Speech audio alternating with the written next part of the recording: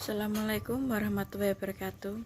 Perkenalkan, nama saya Ana Chafifatul Bariroh, NIM 2019-33357 dari kelompok 7. Berikut ini saya akan menjelaskan tentang materi zat tunggal senyawa. Materi dapat digolongkan ke dalam zat tunggal atau zat murni atau campuran. Zat tunggal terdiri dari sejenis materi, sedangkan campuran terdiri dari dua atau lebih jenis materi. Sebagai contoh, bandingkanlah dengan air laut.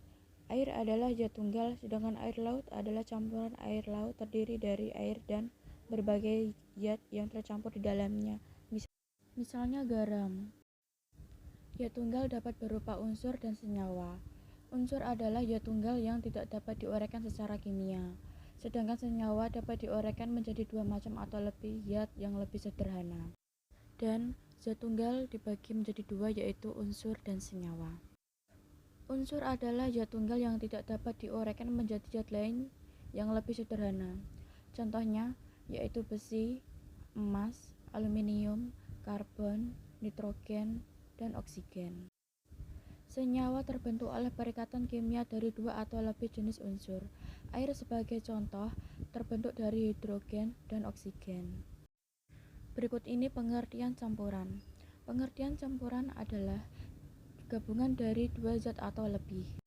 Campuran dibagi tiga kelompok, yaitu larutan, koloid, atau suspensi.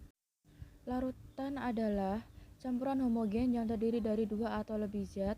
Contoh larutan yang umum dijumpai adalah padatan yang dilarutkan dalam cairan. Koloid adalah campuran zat yang tidak bisa tercampur rata dan jika dibiarkan tidak juga mengendap. Contohnya, campuran cat, kabut, dan awan, asap dan debu di udara, tinta, sampo, susu, dan sabun. Berikutnya, suspensi.